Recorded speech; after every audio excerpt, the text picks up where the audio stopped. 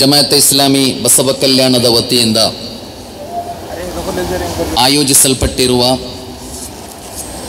ಪವಿತ್ರ ಕುರ್ಆನ್ ಪ್ರವಚನ ಕಾರ್ಯಕ್ರಮದ ಕೊನೆಯ ದಿನವಿದು. ನಮ್ಮ ಇವತ್ತಿನ ಚರ್ಚೆಯ ವಿಷಯ ಯಶಸ್ವಿ ಜೀವನ ಎಂಬುದಾಗಿದೆ. Successful life. ಈ ವಿಷಯವನ್ನು ಒಬ್ಬ ಶ್ರೇಷ್ಠ ಕವಿಯ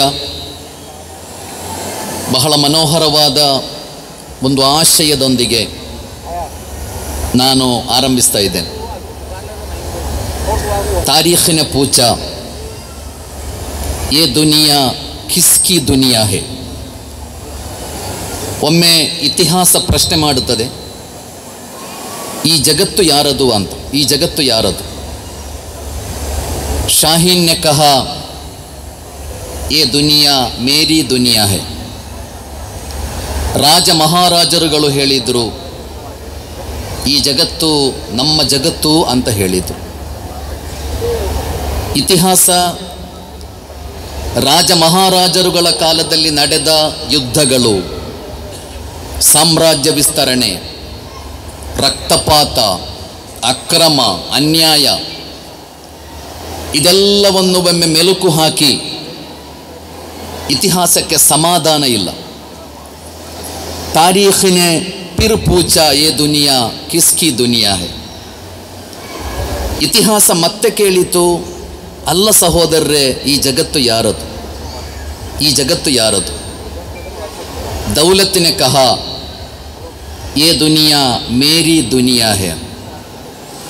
ಸಂಪತ್ತು ಹೇಳಿತು, ಬಂಡವಾಳಶಾಹಿಗಳು ಹೇಳಿದರು, ಈ ಜಗತ್ತು ನಮ್ಮ ಜಗತ್ತು ಅಂತ ಹೇಳಿದರು. ಇತಿಹಾಸಕ್ಕೆ ಸಮಾಧಾನ ಇಲ್ಲ. ಬಂಡವಾಳಶಾಹಿಗಳ ಕೈಗಾರಿಕಾ ಇಂಡಸ್ಟ್ರಿಯಲ್ ರೆವಲ್ಯೂಷನ್, ಅವರ ಸ್ವಾರ್ಥ, ಅವರ ಅಟ್ಟಹಾಸ, ಸಂಪತ್ತು ಒಂದೇ ಕಡೆ ಕೇಂದ್ರಿತವಾಗುವಂತಹ ಅನ್ಯಾಯದ, ಅಕ್ರಮದ ಸಿಸ್ಟಮ್, ಇದೆಲ್ಲವನ್ನು ಇತಿಹಾಸ ನೆನಪಿಸಿ ಅಸಹನೆಯೊಂದಿಗೆ ತಾರೀಖಿನ ಪಿರ್ ಪೂಚಾ ಯೇ ದುನಿಯಾ ಕಿಸ್ಕಿ ದುನಿಯಾ ಹೇ. ಅಲ್ಲ, ಜಗತ್ತು ಯಾರದು? ಜಗತ್ತು ಯಾರದು? ಮೆಹನತ್ ನೆ ಕಹಾ ಯೇ ದುನಿಯಾ ಮೇರಿ ದುನಿಯಾ ಹೇ. ಕಾರ್ಮಿಕರು ಹೇಳಿದರು, ಕಮ್ಯುನಿಸಂ ಹೇಳಿತು, ಈ ಜಗತ್ತು ನಮ್ಮ ಜಗತ್ತು ಅಂತ ಹೇಳಿತು. ಇತಿಹಾಸ ಕಾರ್ಲ್ ಮಾರ್ಕ್ಸ್ನ, ಲೆನಿನ್ನ ಕಮ್ಯುನಿಸಂ ಸಿದ್ಧಾಂತ, ಲಕ್ಷಗಟ್ಟಲೆ ಮನುಷ್ಯರನ್ನು ಕೊಂದು ಸ್ಥಾಪಿಸಿದ ಒಂದು ಸಿದ್ಧಾಂತ, ಮನುಷ್ಯನ ಧಾರ್ಮಿಕತೆಯನ್ನು ನಿರಾಕರಿಸಿ ಅವನನ್ನು ಕೇವಲ ಒಂದು ಭೌತಿಕ ವಸ್ತುವಾಗಿ ಚಿತ್ರಿಸಿ ಅದರಿಂದ ಉಂಟಾದ ದುಷ್ಪರಿಣಾಮಗಳು, ಇದೆಲ್ಲವನ್ನು ನೆನಪಿಸಿ ಬಹಳ ಅಸಹನೆಯೊಂದಿಗೆ ಇತಿಹಾಸ ಮತ್ತೆ ಕೇಳಿತು, ಯೇ ದುನಿಯಾ ಕಿಸ್ಕಿ ದುನಿಯಾ ಹೇ. ಅಲ್ಲ ಮನುಷ್ಯರೇ, ಜಗತ್ತು ಯಾರದು? ಜಗತ್ತು ಯಾರದು? ಮುಅ್ಮಿನ್ ನೆ ಕಹಾ ಯೇ ದುನಿಯಾ ಖುದಾ ಕಿ ದುನಿಯಾ ಹೇ ಅಂತ. ಕೊನೆಗೆ ದೇವವಿಶ್ವಾಸಿಗಳು ಹೇಳಿದರು, ಈ ಜಗತ್ತು ದೇವನ ಜಗತ್ತು ಅಂತ ಹೇಳಿದರು ಅಂತ. ಈ ಜಗತ್ತು ದೇವನ ಜಗತ್ತು. ಆ ಉತ್ತರ ಸಿಕ್ಕಿದ ಮೇಲೆ ಇತಿಹಾಸ ಮೌನವಾಯಿತು ಎಂಬುದು ಒಬ್ಬ ಕವಿಯ ಬಹಳ ಮನೋಹರವಾದ ಒಂದು ಆಶಯ. ಸಹೋದರ ಸಹೋದರಿಯರೇ, ನಿಮ್ಮ ಬದುಕಿನಲ್ಲಿ ನೀವು ಯಶಸ್ಸು ಸಾಧಿಸಬೇಕಾದರೆ, ನಿಮ್ಮ ಬದುಕು ಪ್ರಶಾಂತಿಯಿಂದ ಕೂಡಿರಬೇಕಾದರೆ, ನೀವು ತಿಳಿದುಕೊಳ್ಳಬೇಕಾದ ಒಂದನೆಯ ಅಂಶ, ನಾನು ಮತ್ತು ನೀವು ಬದುಕುತ್ತಿರುವ ಈ ಜಗತ್ತು ನಾವಿದರ ಒಡೆಯರು ಅಲ್ಲ, ಇದರ ಮಾಲೀಕರು ನಾವು ಯಾರೂ ಅಲ್ಲ. ಈ ಜಗತ್ತಿನ ಒಡೆಯ ಅಥವಾ ಈ ಜಗತ್ತು ಅದು ದೇವನದ್ದು ಎಂಬ ವಿವೇಕ, ಎಂಬ ಅರಿವು, ಎಂಬ ಪ್ರಜ್ಞೆ ನಮಗೆ ಇರುವುದಾದರೆ ಅದು ನಿಮ್ಮ ಬದುಕಿನ ಯಶಸ್ಸಿನ ಒಂದನೆಯ ಮೆಟ್ಟಿಲದು. ಸಹೋದರ ಸಹೋದರಿಯರ, ನಮ್ಮ ಆಗ್ರಹಗಳೇನು? ನಮ್ಮ ಆಸೆಗಳೇನು? ನಮ್ಮ ಆಗ್ರಹಗಳು, ನಮ್ಮ ಆಸೆಗಳು ಎಲ್ಲ ಸಂದರ್ಭದಲ್ಲೂ ಒಂದೇ ರೀತಿ ಇರುವುದಿಲ್ಲ, ಸಾಧ್ಯವೇ ಇಲ್ಲ ಅದು. ನಮ್ಮ ಆಗ್ರಹ, ನಮ್ಮ ಆಸೆ ಅದು ನಿರಂತರವಾಗಿ ಬದಲಾಗುತ್ತಲೇ ಇರ್ತದೆ. ನಿಮ್ಮ ಆಸೆ ಏನು ಅಂತ ಕೇಳಿದರೆ, ನಿಮ್ಮ ಆಗ್ರಹ ಏನು ಅಂತ ಕೇಳಿದರೆ, ಇವತ್ತು ನಮಗಿರುವ ಆಸೆ ಅಲ್ಲ ನಾಳೆ ಇರುವುದು. ಕೊರೋನಾದ ಸಂದರ್ಭದಲ್ಲಿ ನಿಮ್ಮ ಆಗ್ರಹ ಏನು ಅಂತ ನಿಮ್ಮೊಂದಿಗೆ ಪ್ರಶ್ನಿಸಿದರೆ ನಾವೆಲ್ಲ ಕೊಡುತ್ತಿದ್ದ ಉತ್ತರ ಕೊರೋನಾ ಒಮ್ಮೆ ಬಿಟ್ಟು ಹೋಗಬೇಕು ಎಂಬುದು ಮಾತ್ರ ಆಗಿತ್ತು ನಮ್ಮೆಲ್ಲರ ಆಗ್ರಹ. ಒಮ್ಮೆ ಲಾಕ್ಡೌನ್ ಮುಗಿಬೇಕು, ಒಮ್ಮೆ ಸಂಚಾರ ವ್ಯವಸ್ಥೆ ಆರಂಭ ಆಗಬೇಕು, ಮಕ್ಕಳಿಗೆ ಒಮ್ಮೆ ಶಾಲಾ ಕಾಲೇಜುಗಳು ಪ್ರಾರಂಭ ಆಗಬೇಕು. ಕೊರೋನಾದ ಸಂದರ್ಭದಲ್ಲಿ ಪ್ರತಿಯೊಬ್ಬರಿಗೂ ಇದ್ದ ಅತ್ಯಂತ ದೊಡ್ಡ ಆಗ್ರಹ ಅದು. ಹೀಗೆ ಆಗ್ರಹಗಳು, ಆಸೆಗಳು ಬದಲಾಗುತ್ತಲೇ ಇರ್ತದೆ ಎಲ್ಲ ಕಾಲಗಳಲ್ಲೂ, ಎಲ್ಲ ಸಂದರ್ಭಗಳಲ್ಲೂ. ನಮ್ಮ ಆಸೆಗಳು, ಆಗ್ರಹಗಳು ಒಂದೇ ಆಗಲಿಕ್ಕೆ ಖಂಡಿತ ಸಾಧ್ಯ ಇಲ್ಲ. ಬಹಳಷ್ಟು ಸಂದರ್ಭಗಳಲ್ಲಿ ನಾವು ನೆಮ್ಮದಿಯನ್ನು ಕಳಕೊಳ್ಳುವುದು, ನಾವು ಶಾಂತಿಯನ್ನು ಕಳಕೊಳ್ಳುವುದು ಇನ್ನೊಬ್ಬರಿಗೆ ಸಿಕ್ಕಿರುವಂತಹ ಇನ್ನೊಬ್ಬನಿಗೆ ಸಿಕ್ಕಿದ್ದು ನನಗೆ ಸಿಗಲಿಲ್ಲ ಎಂಬ ಕಾರಣಕ್ಕೆ. ಅದು ನಿಮಗೆ ಅಗತ್ಯವೋ ಅನಿವಾರ್ಯವೋ ಎಂಬುದಲ್ಲ ವಿಷಯ. ಅವನಿಗೆ ಸಿಕ್ಕಿದ್ದು ನನಗೆ ಸಿಗಲಿಲ್ಲ, ಅಥವಾ ಅದು ಅವನಿಗೆ ಸಿಕ್ಕಿತಲ್ಲ. ಬದುಕಿನಲ್ಲಿ ಎಷ್ಟೋ ಸಂದರ್ಭಗಳಲ್ಲಿ ನಾವು ನೆಮ್ಮದಿಯನ್ನು ಕಳೆದುಕೊಳ್ಳಿಕ್ಕೆ, ನಾವು ಸಮಾಧಾನವನ್ನು ಕಳೆದುಕೊಳ್ಳಿಕ್ಕೆ ಅತ್ಯಂತ ದೊಡ್ಡ ಕಾರಣ ಅವನಿಗೆ ಸಿಕ್ಕಿದ್ದು ನನಗೆ ಸಿಗಲಿಲ್ಲ ಅಂತ. ಹೋಟೆಲ್ನಲ್ಲಿ, ಒಂದು ದೊಡ್ಡ ಹೋಟೆಲಿಗೆ ಹೋಗಿ 4-5 ಮಂದಿ ಫ್ರೆಂಡ್ಸ್ಗಳು ಅಂತ ಇಟ್ಟುಕೊಳ್ಳಿ, ನೀವೇನೇನೋ ಆರ್ಡರ್ ಮಾಡಿದ್ದೀರಿ, ಹಾಗೆ ಎಲ್ಲ ಟೇಬಲಿಗೆ ಬಂದಿದೆ, ತಿನ್ನಲಿಕ್ಕೆ ಆರಂಭಿಸಿದ್ದೀರಿ. ಪಕ್ಕದ ಟೇಬಲ್ನಲ್ಲಿ ಬಂದು ಇನ್ನೂ 4 ಮಂದಿ ಕುಳಿತುಕೊಂಡಿದ್ದಾರೆ, ಅವರು ಬೇರೆ ಯಾವುದೋ ಆರ್ಡರ್ ಮಾಡಿದ್ದಾರೆ. ನೀವು ತಿನ್ನುತ್ತಾ ಇರುವಾಗ ಅದನ್ನು ನೋಡಿದರೆ ನಿಮಗೆ ಅನಿಸುವುದು ಇದಕ್ಕಿಂತ ಅದಾಗಬಹುದಿತ್ತು ಅಂತ, ಇದು ಆರ್ಡರ್ ಮಾಡುವುದಕ್ಕಿಂತ ಅದು ಆರ್ಡರ್ ಮಾಡಬಹುದಿತ್ತು ಅಂತ ಅನಿಸುವುದು. ನೀವು ನೆಮ್ಮದಿಯನ್ನು ಕಳ್ಕೊಳ್ಳುವುದು. ಇನ್ನೊಬ್ಬರಿಗೆ ಸಿಕ್ಕಿದ್ದು ನನಗೆ ಸಿಗಲಿಲ್ಲ ಎಂಬ ಕಾರಣಕ್ಕೆ ಮನುಷ್ಯ ಹೆಚ್ಚಿನ ಸಂದರ್ಭಗಳಲ್ಲಿ ನೆಮ್ಮದಿಯನ್ನು ಕಳೆದುಕೊಳ್ಳುತ್ತಾನೆ. ಪ್ರವಾದಿ ಮುಹಮ್ಮದ್ ಸಲ್ಲಲ್ಲಾಹು ಅಲೈಹಿ ವಸಲ್ಲಂ ಯಶಸ್ವಿ ಬದುಕಿನ ಒಂದು ಸೂತ್ರವನ್ನು ಕಲಿಸಿಕೊಡುತ್ತಾರೆ. ಆ ಸೂತ್ರವನ್ನು ನೀವು ಪಾಲಿಸಿದರೆ ನಿಮ್ಮ ಬದುಕು ಸಕ್ಸಸ್ಫುಲ್. ಉಂದುರು ಇಲಾ ಮನ್ ಹುವ ಅಸ್ಫಲ ಮಿಂಕುಂ ವಲಾ ತಂದುರು ಇಲಾ ಮನ್ ಹುವ ಆಯ್ಲಾ ಮಿಂಕುಂ. ನಿಮ್ಮ ಬದುಕಿನಲ್ಲಿ ನೀವು ಯಶಸ್ಸು ಸಾಧಿಸಬೇಕಾದರೆ ಸುಖ ಸವಲತ್ತುಗಳ ವಿಷಯದಲ್ಲಿ ನೀವು ಯಾವಾಗಲೂ ನಿಮಗಿಂತ ಕೆಳಗಿನವರನ್ನು ನೋಡಬೇಕು. ನಿಮಗಿಂತ ಸುಖ ಸವಲತ್ತು ಕಡಿಮೆ ಇರುವ, ನಿಮಗಿಂತ ಸಾಧನಾನುಕೂಲತೆಗಳು ಕಡಿಮೆ ಇರುವ ಜನರನ್ನು ನೀವು ನೋಡಬೇಕು. ಮತ್ತು ನೈತಿಕತೆಯ ವಿಚಾರದಲ್ಲಿ, ಧಾರ್ಮಿಕತೆಯ ವಿಚಾರದಲ್ಲಿ, ಚಾರಿತ್ರ್ಯದ ವಿಷಯದಲ್ಲಿ ನೀವು ಯಾವಾಗಲೂ ನಿಮಗಿಂತ ಮೇಲಿನವರನ್ನು ನೋಡಬೇಕು. ಬದುಕಿನಲ್ಲಿ ಈ ಸೂತ್ರವನ್ನು ಪಾಲಿಸುವುದಾದರೆ ನಿಮ್ಮ ಬದುಕು ಖಂಡಿತವಾಗಿಯೂ ಯಶಸ್ಸಿನ ಬದುಕಾಗುತ್ತದೆ. ಸುಖ ಸವಲತ್ತುಗಳ ವಿಷಯದಲ್ಲಿ ಯಾವಾಗಲೂ ನೀವು ನಿಮಗಿಂತ ಕೆಳಗಿನವರನ್ನು ನೋಡಿ. ನಿಮ್ಮಷ್ಟು ಸವಲತ್ತುಗಳಿಲ್ಲದ, ನಿಮ್ಮಷ್ಟು ಸಾಧನಾನುಕೂಲತೆಗಳಿಲ್ಲದ, ನಿಮ್ಮಷ್ಟು ಸುಖ ಸಮೃದ್ಧಿಗಳಿಲ್ಲದ ಜನರನ್ನು ನೀವು ನೋಡಿ. ನೈತಿಕತೆ ಮತ್ತು ಧಾರ್ಮಿಕತೆಯ ವಿಚಾರದಲ್ಲಿ ನೀವು ಯಾವಾಗಲೂ ನಿಮಗಿಂತ ಮೇಲಿನವರನ್ನು ನೋಡಬೇಕು. ಇದು ಒಬ್ಬ ಮನುಷ್ಯನ ಯಶಸ್ವಿ ಜೀವನದ ಬಹಳ ದೊಡ್ಡ ಸೂತ್ರವಾಗಿದೆ. ಸಹೋದರ ಸಹೋದರಿಯರೇ, ನಮಗೆಲ್ಲ ನಮ್ಮ ದೇವ ಧಾರಾಳ ಅನುಗ್ರಹಗಳನ್ನು ಮಾಡಿದ್ದಾನೆ. ಧಾರಾಳ ಅನುಗ್ರಹಗಳನ್ನು ಮಾಡಿದ್ದಾನೆ ನಮ್ಮ ದೇವ. ಆದರೆ ಆ ಅನುಗ್ರಹಗಳ ಬಗ್ಗೆ ನಾವು ಆಲೋಚಿಸುವುದು ಬಹಳ ಕಡಿಮೆ. ಆಸ್ಪತ್ರೆಗೆ ಭೇಟಿ ಕೊಡಿ. ನೀವು ಆಸ್ಪತ್ರೆಗೆ ಭೇಟಿ ಕೊಟ್ಟು ಕಿಡ್ನಿ ರೋಗಿಯನ್ನು ನೀವೊಮ್ಮೆ ಸಂದರ್ಶಿಸಿ. 2 ಕಿಡ್ನಿಗಳು ಫೈಲಾಗಿ ಡಯಾಲಿಸಿಸ್ನ ಮೂಲಕ ಮಾತ್ರ ಬದುಕುತ್ತಿರುವ, ಅಸಹನೀಯವಾದ ನೋವು ಅನುಭವಿಸುತ್ತಿರುವ ರೋಗಿಯನ್ನೊಮ್ಮೆ ನೀವು ಭೇಟಿಯಾಗಿ ಆ ಮನುಷ್ಯನೊಂದಿಗೆ ನೀವು ಕೇಳಿ ನೋಡಿ, ನಿನ್ನ ಅತ್ಯಂತ ದೊಡ್ಡ ಆಗ್ರಹ ಯಾವುದು ಅಂತ ಕೇಳಿ, ನಿನ್ನ ಅತಿ ದೊಡ್ಡ ಆಸೆ ಯಾವುದು ಅಂತ ಅವನೊಂದಿಗೆ ಕೇಳಿ. ಖಂಡಿತ ಅವ ನನಗೆ ಕಾರು ಪರ್ಚೇಸ್ ಮಾಡಬೇಕು, ನನಗೆ ಮನೆ ಕಟ್ಟಿಸಬೇಕು ಎಂದು ಹೇಳಲಿಕ್ಕೆ ಸಾಧ್ಯವೇ ಇಲ್ಲ. ಆ ಮನುಷ್ಯನ ಅತ್ಯಂತ ದೊಡ್ಡ ಆಸೆ ಯಾವುದೆಂದರೆ, ನನಗೊಮ್ಮೆ ಮೂತ್ರ ಮಾಡಲಿಕ್ಕೆ ಸಾಧ್ಯ ಆಗಬೇಕು. ಯಾವ ತೊಂದರೆಯೂ ಇಲ್ಲದೆ ಒಂದು ಗ್ಲಾಸ್ ನೀರು ಕುಡಿಯಲು, ಚೆನ್ನಾಗಿ ಮೂತ್ರ ಮಾಡಲಿಕ್ಕೆ ನನಗೆ ಸಾಧ್ಯ ಆದರೆ ಸಾಕು. ಅದಕ್ಕಿಂತ ದೊಡ್ಡ ಆಸೆಗಳು ಆ ಮನುಷ್ಯನಿಗೆ ಖಂಡಿತ ಇರುವುದಿಲ್ಲ. ಸಹೋದರರೇ, ಕ್ಯಾನ್ಸರ್ ರೋಗಿಗಳ ವಾರ್ಡನ್ನೊಮ್ಮೆ ನೀವು ವಿಸಿಟ್ ಮಾಡಿ. ಕ್ಯಾನ್ಸರ್ನಿಂದ ಕಷ್ಟಪಡುತ್ತಿರುವ ಜನರು, ಅವರೊಂದಿಗೆ ನೀವು ಕೇಳಿ ನೋಡಿ, ಸಹೋದರ ನಿನ್ನ ಆಸೆ ಏನು ಅಂತ ಕೇಳಿ, ನಿನ್ನ ಆಗ್ರಹ ಏನು ಅಂತ ನೀವು ಅವನೊಂದಿಗೆ ಕೇಳಿ. ಆ ಮನುಷ್ಯ ನನಗೆ ಮನೆ ಕಟ್ಟಿಸಬೇಕು, ನನಗೆ ಸೈಟ್ ಪರ್ಚೇಸ್ ಮಾಡಬೇಕು ಅಂತ ಹೇಳಲಿಕ್ಕೆ ಸಾಧ್ಯವೇ? ಆ ಕ್ಯಾನ್ಸರ್ ರೋಗಿಯ ಅತ್ಯಂತ ದೊಡ್ಡ ಆಸೆ, ಅತ್ಯಂತ ದೊಡ್ಡ ಆಗ್ರಹ, ನನ್ನ ಈ ನೋವು ಸ್ವಲ್ಪ ಶಮನವಾಗಬೇಕು ಎಂಬುದು ಮಾತ್ರ. ಕ್ಯಾನ್ಸರ್ನ ವಿಪರೀತ ನೋವು ಸಹಿಸಲಿಕ್ಕೆ ಸಾಧ್ಯ ಆಗ್ತಾ ಇಲ್ಲ. ಈ ನೋವು ಸ್ವಲ್ಪ ಕಡಿಮೆಯಾದರೆ ಸಾಕು, ಸ್ವಲ್ಪ ಬದುಕುವ ಕಾಲಾವಕಾಶ ಸಿಕ್ಕಿದ್ದರೆ ಸಾಕು ಎಂಬುದು ಮಾತ್ರ ಆ ಮನುಷ್ಯನ ಅತ್ಯಂತ ದೊಡ್ಡ ಅಗತ್ಯ, ಬೇಡಿಕೆ.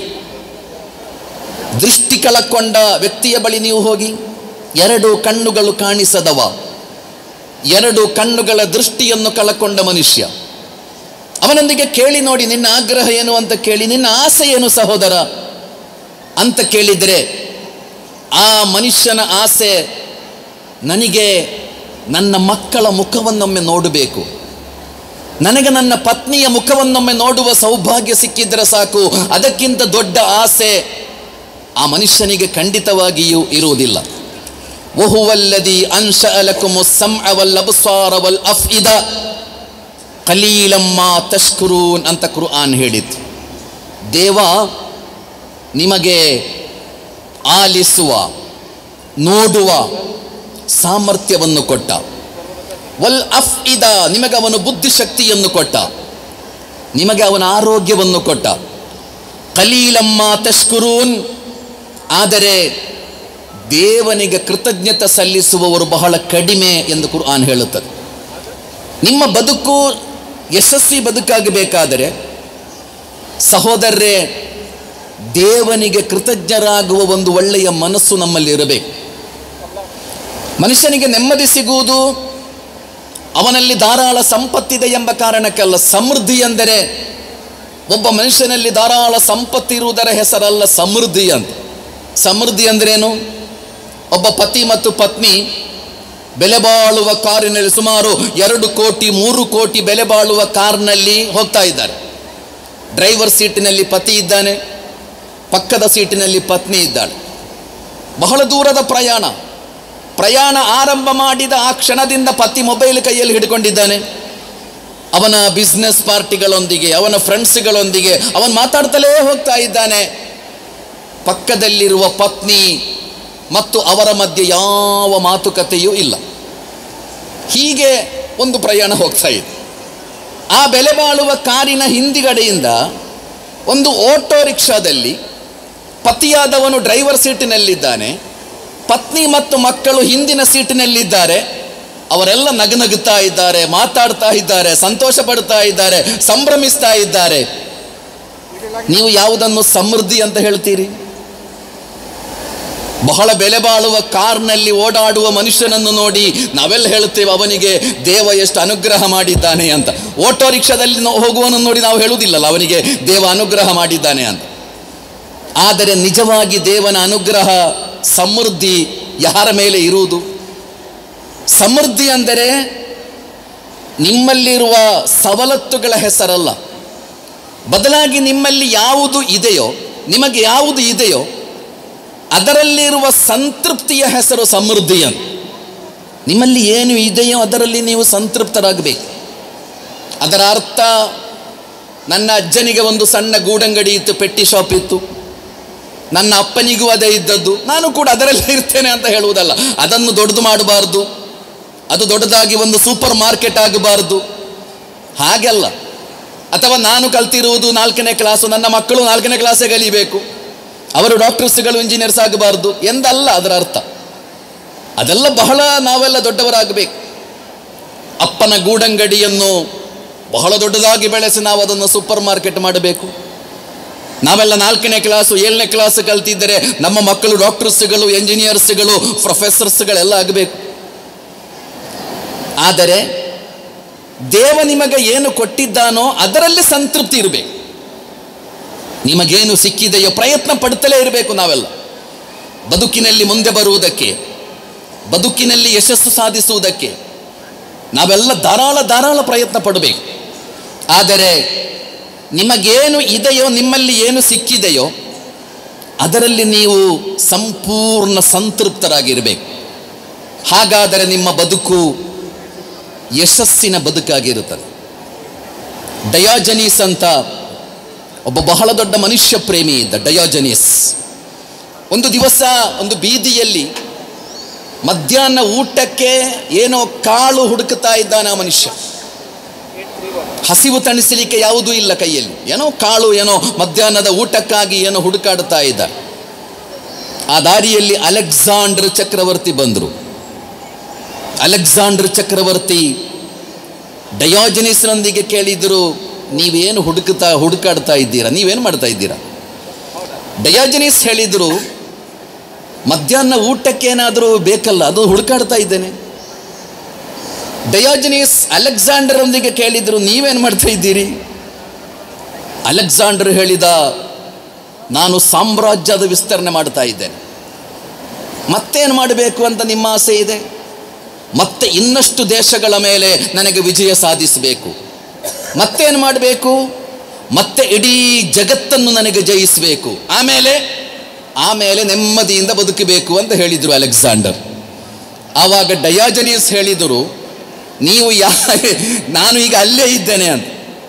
ನೀವು ಇಡೀ ಜಗತ್ತನ್ನು ಜಯಿಸಿದ ಮೇಲೆ ಯಾವ ನೆಮ್ಮದಿ ಸಿಗಬೇಕು ಅಂತ ಬಯಸ್ತೀರೋ, ನಾನೀಗ ಅಲ್ಲಿದ್ದೇನೆ, ಅದೇ ನೆಮ್ಮದಿಯಲ್ಲಿ ಬದುಕುತ್ತಾ ಇದ್ದೇನೆ ಎಂದು ಡಯಾಜನೀಸ್ ಎಂಬ ಮನುಷ್ಯ ಪ್ರೇಮಿ.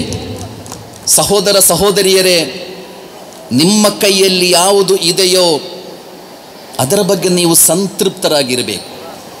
ಅದು ಯಶಸ್ವಿ ಜೀವನದ ಅತ್ಯಂತ ಮೂಲಭೂತವಾದಂತಹ ಅಡಿಪಾಯ. ಅದು ಹಾರೂನ್ ರಶೀದ್ ಅಂತ ಒಬ್ಬ ಚಕ್ರವರ್ತಿ ಇದ್ದರು. ಬಹಳ ದೊಡ್ಡ ಅರಸ, ಬಹಳ ಒಳ್ಳೆಯ ಅರಸ.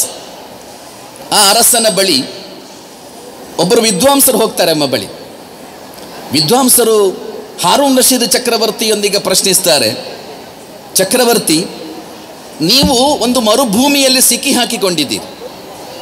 ಮರುಭೂಮಿಯಲ್ಲಿ ಸಿಕ್ಕಿ ಹಾಕಿಕೊಳ್ಳುವುದೆಂದರೆ ಮರಣಕ್ಕೆ ನಿಕಟರಾಗುವುದು. ಯಾಕೆಂದರೆ ದಾರಿಗಳು ಸಿಗುವುದಿಲ್ಲ, ಎಲ್ಲಿ ಹೋಗಲಿಕ್ಕೂ ನಿಮಗೆ ದಾರಿಗಳು ಸಿಗುವುದಿಲ್ಲ. ವಿಶಾಲವಾದ 1000 ಕಿಲೋಮೀಟರ್ ವಿಸ್ತಾರ ಇರುವ ಮರುಭೂಮಿ. ಆ ಮರುಭೂಮಿಯಲ್ಲಿ ನೀವು ಸಿಕ್ಕಿ ಹಾಕಿಕೊಂಡಿದ್ದೀರಿ. ನಿಮಗೆ ವಿಪರೀತವಾದ ಬಾಯಾರಿಕೆ ಇದೆ, ದಾಹ ಇದೆ. ದಾಹದಿಂದ ನೀವು ಚಡಪಡಿಸ್ತಾ ಇದ್ದೀರಾ, ದಾಹದಿಂದ ನೀವು ನರಳುತ್ತಾ ಇದ್ದೀರಾ. ನಿಮಗೆ 1 ಗ್ಲಾಸ್ ನೀರು ಸಿಗಬೇಕು. ಹಾಗೆ ಚಡಪಡಿಸುತ್ತಿರುವಾಗ, ನರಳುತ್ತಿರುವಾಗ ಒಬ್ಬ ಮನುಷ್ಯ ಆ ಮರುಭೂಮಿಯಲ್ಲಿ ನಿಮಗೆ ಕಾಣಲಿಕ್ಕೆ ಸಿಗ್ತಾನೆ. ಅವನ ಕೈಯಲ್ಲಿ 1 ಬಾಟ್ಲು ನೀರಿದೆ. ನೀವು ಆ ವ್ಯಕ್ತಿಯನ್ನು ಸಮೀಪಿಸ್ತೀರಿ ಸ್ವಲ್ಪ ನೀರಿಗಾಗಿ. ಯಾಕೆಂದರೆ ಮರಣ ಕಣ್ಣೆದುರಿನಲ್ಲಿ ಕಾಣುವ ಸಂದರ್ಭ, ನೀರು ಕುಡಿಬೇಕು. ಆವಾಗ ಆ ನೀರು ಕೈಯಲ್ಲಿರುವ ಮನುಷ್ಯ ಹೇಳಿದ, ನಾನು ನಿಮಗೆ ನೀರು ಕೊಡ್ತೇನೆ, ಆದರೆ ನೀವು ನಿಮ್ಮ ಸಾಮ್ರಾಜ್ಯದ 50% ನನಗೆ ಕೊಡಬೇಕು. ನಿಮ್ಮ ಸಾಮ್ರಾಜ್ಯದ ಅರ್ಧ ಭಾಗ ನನಗೆ ಕೊಡಬೇಕು. ಹಾಗಾದರೆ ಮಾತ್ರ ನಿಮಗೆ ನೀರು ಕೊಡುತ್ತೇನೆ ಎಂದು ಆ ಸಂದರ್ಭದಲ್ಲಿ ಆ ವ್ಯಕ್ತಿ ಹೇಳುವುದಾದರೆ ನೀವೇನು ಮಾಡುತ್ತೀರಿ ಅಂತ ಪ್ರಶ್ನಿಸುವುದು ಚಕ್ರವರ್ತಿಯೊಂದಿಗೆ. ಚಕ್ರವರ್ತಿ ಹೇಳಿದರು, ನಾನು ನನ್ನ ಸಾಮ್ರಾಜ್ಯದ ಅರ್ಧ ಭಾಗವನ್ನು ಅವನಿಗೆ ಕೊಟ್ಟು ನಾನು 1 ಗ್ಲಾಸ್ ನೀರು ಕುಡಿಯುತ್ತೇನೆ. ಯಾಕೆಂದರೆ ಆಗದ ಅಗತ್ಯ ಸಾಮ್ರಾಜ್ಯ ಅಲ್ಲ, 1 ಗುಟುಕು ನೀರು ಅಗತ್ಯ.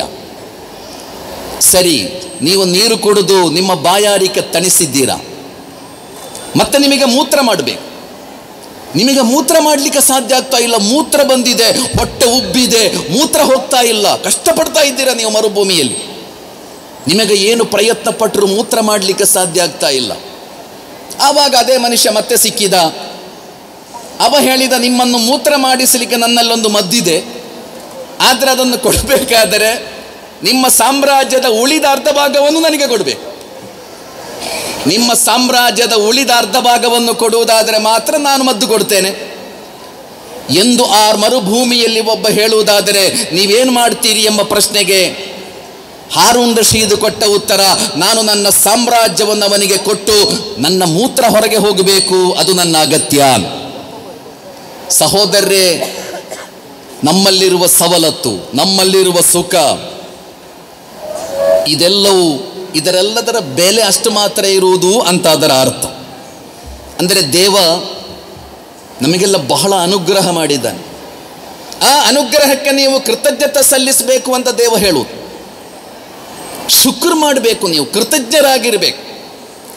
ಕೃತಜ್ಞರಾಗುವುದಂದರೆ ದೇವನಿಗೆ ದುಡ್ಡು ಕೊಡಬೇಕು ಅಂತ ಅಲ್ಲ. ದೇವನಿಗೆ ನೀವೆಲ್ಲ ಹೋಗಿ ದುಡ್ಡು ತಗೊಂಡು ಹೋಗಿ ಕೊಡಬೇಕು, ಅಥವಾ ದೇವನಿಗಾಗಿ ನೀವು ಹಸಿದು ಬಾಯಾರಿಕೆಯನ್ನು ಸಹಿಸಿ ನೀವೇನೋ ಕಷ್ಟಪಡಬೇಕು, ಹಾಗೆಲ್ಲ ದೇವ ಹೇಳುವುದಿಲ್ಲ. ಬದಲಾಗಿ ದೇವನಿಗೆ ನೀವು ಕೃತಜ್ಞರಾಗುವುದೆಂದರೆ ನೀವು ಈ ಭೂಮಿಯಲ್ಲಿ ಬಹಳ ಒಳ್ಳೆಯವರಾಗಿ ಬದುಕಬೇಕು. ಯಾರಿಗೂ ನೋವು ಕೊಡದೆ, ಯಾರಿಗೂ ದುಃಖವನ್ನು ಕೊಡದೆ, ಯಾರಿಗೂ ಯಾವ ತೊಂದರೆಯನ್ನು ಕೊಡದೆ, ಕೆಟ್ಟ ಕೆಲಸ ಮಾಡದೆ, ಅನೈತಿಕತೆ ಇಲ್ಲದೆ ಬಹಳ ಸಂಸ್ಕಾರ ಸಂಪನ್ನರಾಗಿ ನೀವು ಬದುಕಬೇಕು. ಅದು ಮಾತ್ರ ದೇವನಿಗೆ ನೀವು ಮಾಡುವ ಕೃತಜ್ಞತೆ. ದೇವ ನಿಮಗೆ ಮಾಡಿರುವ ಎಲ್ಲ ಅನುಗ್ರಹಗಳ ಬಗ್ಗೆ ಅವ ನಿಮ್ಮನ್ನು ವಿಚಾರಿಸ್ತಾನೆ ಅಂತ ಕುರ್ಆನ್ ಹೇಳಿತು. ಹುರ್ರಮ್ ಮುರಾದ್ ಅಂತ ಒಬ್ಬ ದೊಡ್ಡ ಕುರ್ಆನ್ ವಿದ್ವಾಂಸ ಇದ್ದರು. ಅವರೊಂದಿಗೆ ಒಮ್ಮೆ ಪ್ರಶ್ನಿಸಲಾಯಿತು, ಪವಿತ್ರ ಕುರ್ಆನ್ನ ಸೂಕ್ತಗಳ ಪೈಕಿ ನಿಮ್ಮ ಮೇಲೆ ಅತಿ ಹೆಚ್ಚು ಪ್ರಭಾವ ಬೀರಿರುವ ಸೂಕ್ತ ಯಾವುದು ಅಂತ. 6000ಕ್ಕಿಂತ ಮಿಗಿಲಾದ ಸೂಕ್ತಗಳಿವೆ ಕುರ್ಆನ್ನಲ್ಲಿ. ಈ ಸೂಕ್ತಗಳ ಪೈಕಿ ನಿಮ್ಮ ಮೇಲೆ ಅತಿ ಹೆಚ್ಚು ಪ್ರಭಾವ ಬೀರಿರುವ ಸೂಕ್ತ ಯಾವುದು? ಅದಕ್ಕೆ ಹುರ್ರಮ್ ಮುರಾದಿ ಎಂಬ ವಿದ್ವಾಂಸ ಕೊಟ್ಟ ಉತ್ತರ, ಸುಮ್ಮ ಲತುಸ್ಅಲುನ್ನ ಯೌಮಇದಿನ್ ಅನಿನ್ ನഈಂ ಎಂಬ ಸೂಕ್ತ.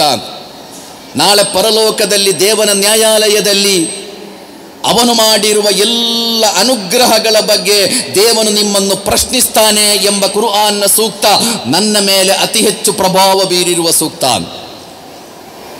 ದೇವನು ಮಾಡಿರುವ ಎಲ್ಲ ಅನುಗ್ರಹಗಳ ಬಗ್ಗೆ ದೇವನು ಖಂಡಿತ ಪ್ರಶ್ನಿಸ್ತಾನೆ. ಪ್ರವಾದಿ ಮುಹಮ್ಮದ್ ಸಲ್ಲಲ್ಲಾಹು ಅಲೈಹಿ ವಸಲ್ಲಂ ಹೇಳಿದರು, ಅನ್ ಶಬಾಬಿಹಿ ನಿಮ್ಮ ಯೌವನದ ಬಗ್ಗೆ, ವ ಅನ್ ಮಾಲಿಹಿ ನಿಮಗೆ ನೀಡಿರುವ ಸಂಪತ್ತಿನ ಬಗ್ಗೆ, ನಿಮಗೆ ಕೊಟ್ಟಿರುವ ಆರೋಗ್ಯದ ಬಗ್ಗೆ, ವ ಅನ್ ಇಲ್ಮಿಹಿ ನಿಮಗೆ ನೀಡಲಾಗಿರುವ ಶಿಕ್ಷಣದ ಬಗ್ಗೆ, ಪ್ರತಿಯೊಂದಕ್ಕೂ ದೇವನ ಬಳಿ ನೀವು ಉತ್ತರವನ್ನು ಕೊಡಬೇಕಾಗಿದೆ. ಇದೆಲ್ಲ ಹೇಗೆ ವ್ಯಯಿಸಿದ್ದೀರಿ, ಈ ಅನುಗ್ರಹಗಳನ್ನೆಲ್ಲ ಹೇಗೆ ನೀವು ಸದುಪಯೋಗ ಮಾಡಿದ್ದೀರಾ ಅಥವಾ ದುರುಪಯೋಗ ಪಡಿಸಿಕೊಂಡಿದ್ದೀರಾ ಎಂಬ ಪ್ರಶ್ನೆಗೆ ಖಂಡಿತವಾಗಿಯೂ ದೇವನಿಗೆ ನೀವು ಉತ್ತರಿಸಲೇಬೇಕಾಗಿದೆ ಎಂದು ಪವಿತ್ರ ಕುರ್ಆನ್ ಬಹಳ ಸ್ಪಷ್ಟವಾಗಿ ಕಲಿಸಿಕೊಟ್ಟಿದ್ದು ಪ್ರವಾದಿ ಮುಹಮ್ಮದ್ ಸಲ್ಲಲ್ಲಾಹು ಅಲೈಹಿ ವಸಲ್ಲಂ ನಮಗೆ ಕಲಿಸಿಕೊಟ್ಟರು. ಆದ್ದರಿಂದ ಸಹೋದರ ಸಹೋದರಿಯರೇ, ದೇವನಿಗೆ ಕೃತಜ್ಞತೆ ಸಲ್ಲಿಸುವುದಾದರೆ, ನನಗೆ ಅನುಗ್ರಹಗಳನ್ನು ಮಾಡಿರುವ, ನನಗೆ ಬುದ್ಧಿ ಕೊಟ್ಟಿರುವ, ನನಗೆ ಆರೋಗ್ಯವನ್ನು ಕೊಟ್ಟಿರುವ ದೇವನಿಗೆ ನೀವು ಕೃತಜ್ಞರಾಗಿರುವುದಾದರೆ ಬದುಕು ಬಹಳ ಸರಳ, ಬದುಕು ಭಾರ ಆಗುವುದಿಲ್ಲ, ಬದುಕು ಬಹಳ ಸಿಂಪಲ್ ಆಗಿರುತ್ತದೆ. ಆದ್ದರಿಂದ ದೇವನಿಗೆ ಕೃತಜ್ಞತೆ ಸಲ್ಲಿಸುವ ಮನಸ್ಸಿರುವುದು ಯಶಸ್ವಿ ಜೀವನದ ಅತ್ಯಂತ ಅನಿವಾರ್ಯವಾದ ಬೇಡಿಕೆಯಾಗಿದೆ. ಒಬ್ಬ ಬಹಳ ದೊಡ್ಡ ದಾರ್ಶನಿಕ, ಒಬ್ಬ ಮಹಾನ್ ಕವಿ, ಆತ ಆತ್ಮಹತ್ಯೆ ಮಾಡಿಕೊಂಡ, ಸುಸೈಡ್ ಮಾಡಿದ. ಆತ್ಮಹತ್ಯೆ ಮಾಡುವುದಕ್ಕಿಂತ ಮುಂಚೆ ಒಂದು ಪ್ಯಾರಾಗ್ರಾಫ್ ಆ ಮನುಷ್ಯ ಬರೆದ. ಆ ವ್ಯಕ್ತಿ ಹೇಳಿದ್ದು, ಬಹಳ ದೊಡ್ಡ ದಾರ್ಶನಿಕ, ಬಹಳ ದೊಡ್ಡ ಕವಿ ಆತ, ಒಂದು ಪ್ಯಾರಾಗ್ರಾಫ್ ಬರೆದು ಹಾಕಿ ಸುಸೈಡ್ ಮಾಡಿಕೊಳ್ತಾನೆ. ಅವರು ಬರೆದ ವಿಷಯ, ನಿಮಗೆ ಒಂದೋ ಬದುಕಿನಲ್ಲಿ ಪ್ರೀತಿಸಲು ಯಾರಾದರೂ ಇರಬೇಕು, ನೀವು ಪ್ರೀತಿಸಲು, ನಿಮ್ಮನ್ನು ಪ್ರೀತಿಸಲು ಯಾರಾದರೂ ಇರಬೇಕು. ಎರಡನೆಯದಾಗಿ, ನಿಮಗೆ ಕರ್ಮವೆಸಗಲು ಏನಾದರೂ ಮೋಟಿವೇಶನ್ ಇರಬೇಕು, ಕೆಲಸ ಮಾಡಲಿಕ್ಕೆ, ಒಳ್ಳೆಯ ಕೆಲಸ ಮಾಡಲಿಕ್ಕೆ ಏನಾದರೂ ಮೋಟಿವೇಶನ್ ಇರಬೇಕು. ಮೂರನೆಯದಾಗಿ, ನಿಮಗೆ ಕನಸು ಕಾಣಲಿಕ್ಕೆ, ಆಸೆ ಪಡಲಿಕ್ಕೆ ಏನಾದರೂ ಇರಬೇಕು. ಇದು ಮೂರೂ ಇಲ್ಲದಿದ್ದರೆ ನಿಮ್ಮ ಬದುಕು ಬರಡಾಗುತ್ತದೆ, ಎಂದು ಬರೆದು ಹಾಕಿ ಓರ್ವ ದಾರ್ಶನಿಕ ಆತ್ಮಹತ್ಯೆ ಮಾಡಿಕೊಳ್ತಾರೆ. ಸಹೋದರರೇ, 3 ವಿಷಯಗಳು. ಒಂದೋ ನೀವು ಪ್ರೀತಿಸಲು, ನಿಮ್ಮನ್ನು ಪ್ರೀತಿಸಲು ಯಾರಾದರೂ ಇರಬೇಕು, ಇಲ್ಲಾಂದರೆ ಮನುಷ್ಯನಿಗೆ ಬದುಕಲಿಕ್ಕೆ ಸಾಧ್ಯವೇ ಇಲ್ಲ. ಪ್ರೀತಿಸಲ್ಪಟ್ಟು ಮಾತ್ರ ಮನುಷ್ಯ ಬದುಕಲಿಕ್ಕೆ ಸಾಧ್ಯ. ನಾವು ಕೆಲವರನ್ನು ಪ್ರೀತಿಸಬೇಕು, ನಮ್ಮನ್ನು ಕೆಲವರು ಪ್ರೀತಿಸಬೇಕು. ದ್ವೇಷಿಸಲ್ಪಟ್ಟು ಬದುಕಲಿಕ್ಕೆ ಜಗತ್ತಿನಲ್ಲಿ ಯಾರಿಗೂ ಸಾಧ್ಯ ಇಲ್ಲ. ಪ್ರೀತಿಸಲ್ಪಟ್ಟು ಮಾತ್ರ ಮನುಷ್ಯನಿಗೆ ಬದುಕಲಿಕ್ಕೆ ಸಾಧ್ಯ. ಎರಡನೆಯದಾಗಿ, ನಿಮಗೆ ಕರ್ಮವೆಸಗಲು ಏನಾದರೂ ಮೋಟಿವೇಶನ್ ಇರಬೇಕು, ಪ್ರೇರಣೆ ಏನಾದರೂ ಇರಬೇಕು. ಮೋಟಿವೇಶನ್ ಇದ್ದರೆ ಮಾತ್ರ ನಿಮಗೆ ಒಳ್ಳೆಯ ಕರ್ಮಗಳನ್ನೆಸಗಲಿಕ್ಕೆ ಸಾಧ್ಯ. ಮೂರನೆಯದಾಗಿ, ನಿಮಗೆ ಕನಸು ಕಾಣಲಿಕ್ಕೆ ಏನಾದರೂ ಇರಬೇಕಲ್ಲ, ಆಸೆ ಪಡಲಿಕ್ಕೆ, ನನಗದು ಸಿಗಬೇಕು, ನನಗದು ಸಿಗ್ತದೆ ಎಂದು ಆಸೆ ಪಡಲಿಕ್ಕೆ ನಿಮಗೇನಾದರೂ ಇರಬೇಕಲ್ಲ, ಇಲ್ಲಾಂದರೆ ನೀವು ಹೇಗೆ ಬದುಕುತ್ತೀರಿ? ಪವಿತ್ರ ಕುರ್ಆನ್ನಲ್ಲಿ ಈ 3 ವಿಷಯಗಳನ್ನು ನಿಮಗೆ ಕಲಿಸಿಕೊಡಲಾಯಿತು. ಕುರ್ಆನ್ ಹೇಳಿತ್ತು, ನೀವು ಅತಿ ಹೆಚ್ಚು ಪ್ರೀತಿಸಬೇಕಾದದ್ದು ನಿಮ್ಮ ದೇವನನ್ನು ಅಂತ ಕುರ್ಆನ್ ಹೇಳಿತು. ನಿಮಗೆ ಪ್ರೀತಿಸಲಿಕ್ಕೆ ನಿಮ್ಮ ದೇವನಿದ್ದಾನೆ ಮತ್ತು ನಿಮ್ಮನ್ನು ಅತಿ ಹೆಚ್ಚು ಪ್ರೀತಿಸುವುದು ನಿಮ್ಮ ದೇವನಾಗಿದ್ದಾನೆ. ವಲ್ಲದೀನ ಆಮನು ಅಶದ್ದು ಹುಬ್ಬಲ್ಲಿಲ್ಲ ಅಂತ ಹೇಳಿತ್ತು ಕುರ್ಆನ್. ಒಬ್ಬ ದೇವ ವಿಶ್ವಾಸಿಗೆ ದೇವನೊಂದಿಗಿರುವ ಸಂಬಂಧ ದೇವನನ್ನು ಭಯಪಡುವುದು ಅಂತ ಅಲ್ಲ. ದೇವನ ಬಗ್ಗೆ ವಿಪರೀತವಾಗಿ ಯಾವುದೋ ಕಾಡು ಪ್ರಾಣಿಗಳನ್ನು ಹೆದರುವಂತೆ, ಯಾವುದೋ ಭಯೋತ್ಪಾದಕರನ್ನು ಹೆದರುವಂತೆ, ದೇವನ ಹೆದರಿಕೆ ಅಂದರೆ ಹಾಗಲ್ಲ. ದೇವನನ್ನು ಅತಿ ಹೆಚ್ಚು ನೀವು ಪ್ರೀತಿಸುವುದು. ವಲ್ಲದೀನ ಆಮನು ಅಶದ್ದು ಹುಬ್ಬಲ್ಲಿಲ್ಲ. ದೇವ ವಿಶ್ವಾಸಿಗಳು ದೇವನನ್ನು ಅತಿ ಹೆಚ್ಚು ಪ್ರೀತಿಸ್ತಾರೆ.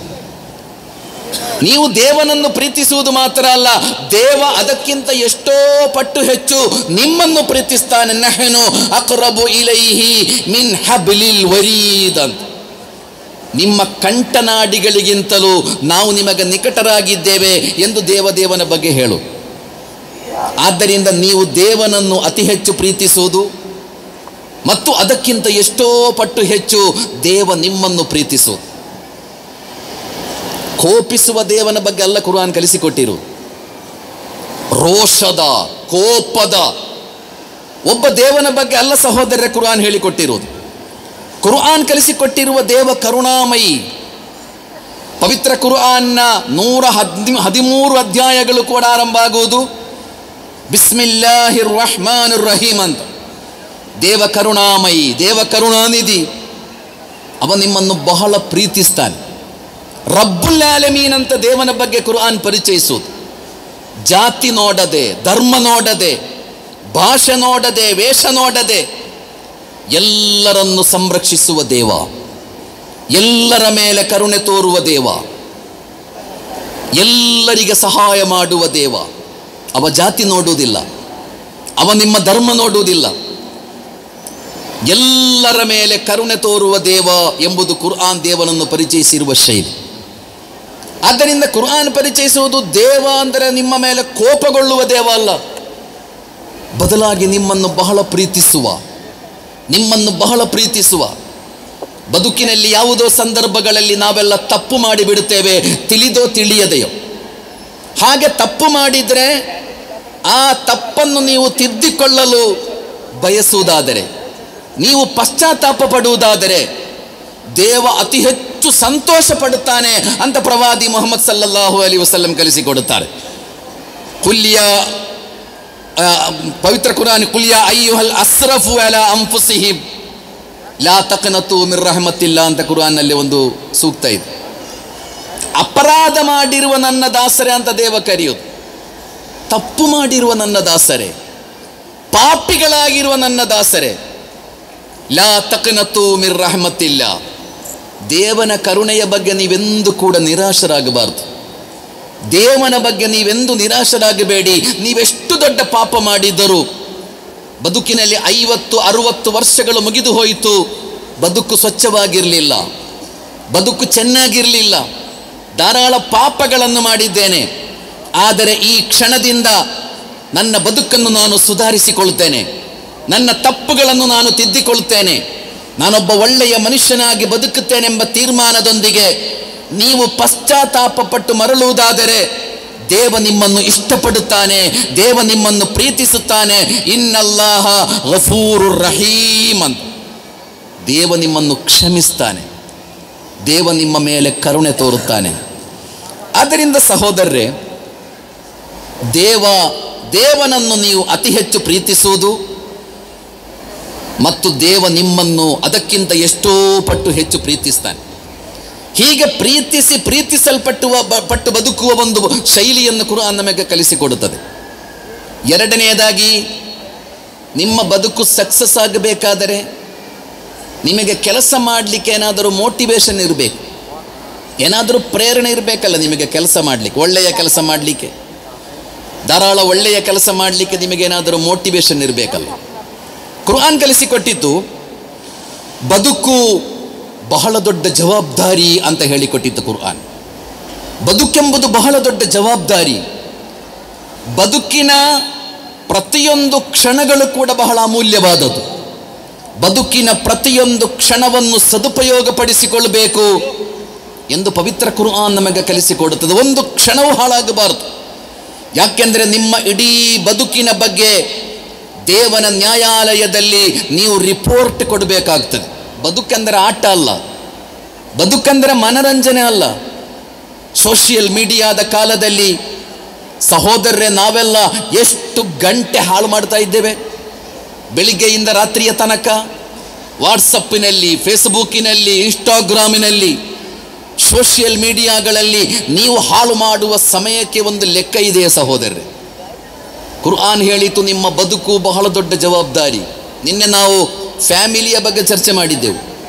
ಇವತ್ತು ಕುಟುಂಬ ಜೀವನ ಯಾರದೂ ಸುಖದಲ್ಲಿಲ್ಲ, ಒಂದಲ್ಲ ಒಂದು ರೀತಿಯ ಸಮಸ್ಯೆಗಳು.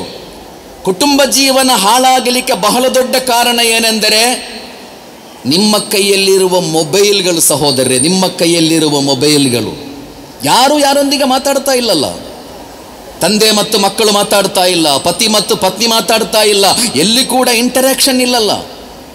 ಪ್ರತಿಯೊಬ್ಬರೂ ಮೊಬೈಲ್ನಲ್ಲಿ, ಸ್ಮಾರ್ಟ್ ಫೋನ್ನಲ್ಲಿ, ಸೋಷಿಯಲ್ ಮೀಡಿಯಾದಲ್ಲಿ ಅವರವರ ಜಗತ್ತಿನಲ್ಲಿ ಬದುಕುತ್ತಾ ಇರುವುದು. ಇವತ್ತಿನ ಯುವಜನತೆ ದಾರಿ ತಪ್ಪಲಿಕ್ಕೆ ಕಾರಣ, ಅವರು ಡ್ರಗ್ಸಿಗೆ ಅಡಿಕ್ಟ್ ಆಗಲಿಕ್ಕೆ ಕಾರಣ, ಬಹಳ ದೊಡ್ಡ ರೀಸನ್ ಹೇಳಲಾಗುವುದು, ಸ್ಟ್ಯಾಟಿಸ್ಟಿಕ್ಸ್ ಹೇಳುವುದು, ಮನೆಯಲ್ಲಿ ಪ್ರೀತಿ ಸಿಗದ ಕಾರಣಕ್ಕೆ ಅಂತ.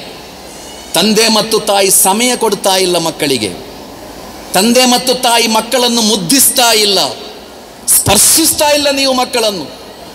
ಆ ಕಾರಣಕ್ಕಾಗಿಯೇ ಮಕ್ಕಳಿವತ್ತು ದಾರಿ ತಪ್ತಾ ಇದ್ದಾರೆ, ಒಂದು ಪೀಳಿಗೆ ದಾರಿ ತಪ್ತಾ ಇದೆ. ನೀಟಿನಲ್ಲಿ ಫಸ್ಟ್ ರ್ಯಾಂಕ್ ಪಡೆದ ಒಬ್ಬ ಹುಡುಗ ಇದ್ದ. ನೀಟ್ ಎಕ್ಸಾಮ್ನಲ್ಲಿ ಫಸ್ಟ್ ರ್ಯಾಂಕ್ ಪಡೆದಂತಹ ಒಬ್ಬ ಹುಡುಗ, ಟಾಪರ್, ಫಸ್ಟ್ ರ್ಯಾಂಕ್. ಎಲ್ಲ ಮೀಡಿಯಾಗಳು ಅವನ ಮನೆಗೆ ಧಾವಿಸಿದೆ, ಎಲ್ಲ ಕ್ಯಾಮರಾಗಳು ಅವನ ಕಡೆಗೆ ತಿರುಗಿ ನಿಂತಿದೆ. ನೀಟಿನಲ್ಲಿ ಫಸ್ಟ್ ರ್ಯಾಂಕ್ ಬಂದ ಆ ಹುಡುಗನೊಂದಿಗೆ ಪ್ರಶ್ನಿಸಿದರು ಪತ್ರಿಕೆಯವರು, ನಿನ್ನ ಈ ವಿಜಯವನ್ನು ನೀನು ಯಾರಿಗೆ ಸಮರ್ಪಿಸ್ತೀಯಂತ. ನಿನ್ನ ಈ ವಿಜಯವನ್ನು ನೀನು ಯಾರಿಗೆ ಸಮರ್ಪಿಸ್ತೀಯ? ಆ ಹುಡುಗ ಒಂದು ಕ್ಷಣ ಆಲೋಚಿಸದೆ ತಕ್ಷಣ ಆ ಹುಡುಗ ಬಹಳ ಬಡ ಕುಟುಂಬದ ಹುಡುಗಾವ, ಬಹಳ ಕಷ್ಟಪಡುತ್ತಿರುವ ಅತ್ಯಂತ ಬಡ ಕುಟುಂಬದ ಹುಡುಗಾವ. ಒಂದು ಕ್ಷಣವೂ ಆಲೋಚಿಸದೆ ಆ ಹುಡುಗ ಹೇಳಿದ, ನನ್ನ ಈ ವಿಜಯವನ್ನು ನನ್ನ ಅಮ್ಮನಿಗೆ ಸಮರ್ಪಿಸ್ತೇನೆ ಅಂತ ಹೇಳಿದ. ನನ್ನ ಅಮ್ಮನಿಗೆ. ನೀಟಿನಲ್ಲಿ ಫಸ್ಟ್ ರ್ಯಾಂಕ್ ಬಂದವರು ಬೇರೆ ಬೇರೆ ರೀತಿಯಲ್ಲಿ ಹೇಳ್ತಾರೆ, ನಾನು ಕಲಿತ ವಿದ್ಯಾಸಂಸ್ಥೆಗೆ, ಅಥವಾ ನನಗೆ ಕೋಚಿಂಗ್ ಕೊಟ್ಟ ಅಧ್ಯಾಪಕರಿಗೆ, ನನಗೆ ಕಲಿಸಿದ ಟೀಚರ್ಸ್ಗಳಿಗೆ, ಬೇರೆ ಬೇರೆ ರೀಸನ್ಸ್ಗಳೆಲ್ಲ ಇರ್ಬೋದು. ಆ ಹುಡುಗ ಹೇಳಿದ, ನನ್ನ ವಿಜಯವನ್ನು ನಾನು ನನ್ನ ಅಮ್ಮನಿಗೆ ಸಮರ್ಪಿಸ್ತೇನೆ. ಯಾಕೆ ಎಂದು ಕೇಳಿದಾಗ ಆ ಹುಡುಗ ಕೊಟ್ಟ ಉತ್ತರ, ನಾನು ರಾತ್ರಿ 2 ಗಂಟೆಯ ತನಕ ಓದುತ್ತಾ ಇದ್ದೆ. 2 ಗಂಟೆ ರಾತ್ರಿಯ ತನಕ ನನಗೆ ಬ್ಲ್ಯಾಕ್ ಟೀ ಮಾಡಿ ಕೊಡುತ್ತಿದ್ದ ನನ್ನ ಅಮ್ಮ, 2 ಗಂಟೆ ರಾತ್ರಿಗೆ ನನ್ನ ಹಣೆಗೆ ಮುತ್ತು ಕೊಡುತ್ತಿದ್ದ ನನ್ನ ಅಮ್ಮ, 2 ಗಂಟೆ ರಾತ್ರಿಯ ತನಕ ನಾನು ನಿದ್ದೆ ಮಾಡುವ ತನಕ ನಿದ್ದೆಗೆಟ್ಟು ನನ್ನ ಹಣೆಗೆ ಮುತ್ತು ಕೊಟ್ಟು ನನ್ನನ್ನು ಕಾಯುತ್ತಿದ್ದ ನನ್ನ ಅಮ್ಮ. ಆ ಅಮ್ಮನಿಗೆ ನನ್ನ ವಿಜಯವನ್ನು ಸಮರ್ಪಿಸ್ತೇನೆ ಅಂತ ಹೇಳಿದ ಆ ಹುಡುಗ. ಸಹೋದರರೇ, ನಾವು ನಮ್ಮ ಮಕ್ಕಳಿಗೆ ಮುತ್ತು ಕೊಟ್ಟೆಷ್ಟು ವರ್ಷ ಆಯಿತು?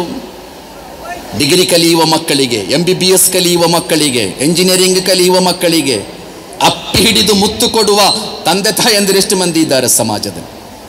ನಿಮ್ಮ ಸ್ಪರ್ಶ ಸಿಗದೇ ಇರುವಾಗ, ನೀವು ಅವರಿಗೆ ಸಮಯ ಕೊಡದೇ ಇರುವಾಗ ನಿಮ್ಮ ಮಕ್ಕಳು ದಾರಿ ತಪ್ತಾರೆ. ಇದು ಬೇರೆ ಚರ್ಚೆಯ ವಿಷಯ. ನಾನು ಹೇಳ್ತಾ ಇರೋದು, ಸೋಷಿಯಲ್ ಮೀಡಿಯಾದ ಕಾಲದಲ್ಲಿ ಸ್ಮಾರ್ಟ್ ಫೋನ್ ಕೈಯಲ್ಲಿರುವಾಗ ದಿನಕ್ಕೆ ಗಂಟೆ ಕಟ್ಟಲೆ ನಾವು ಹಾಳು ಮಾಡ್ತಾ ಇದ್ದೇವೆ, ವೇಸ್ಟ್ ಮಾಡ್ತಾ ಇದ್ದೇವೆ. ಇಸ್ಲಾಂ ಕಲಿಸಿಕೊಟ್ಟ ಪಾಠ, ಕುರ್ಆನ್ ಕಲಿಸಿಕೊಟ್ಟ ಪಾಠ, ನಿಮ್ಮ ಬದುಕು ಬಹಳ ಜವಾಬ್ದಾರಿಯುತವಾದ ಬದುಕು.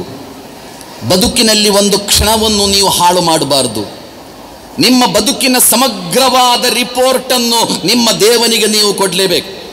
ಅಲ್ಲದಿ ಖಲಕಲ್ ಮೌತ ವಲ್ ಹಯಾತ ಲಿಯಬ್ಲುವಕುಂ ಅಯ್ಯುಕುಂ ಅಹ್ಸನು ಅಮಲ.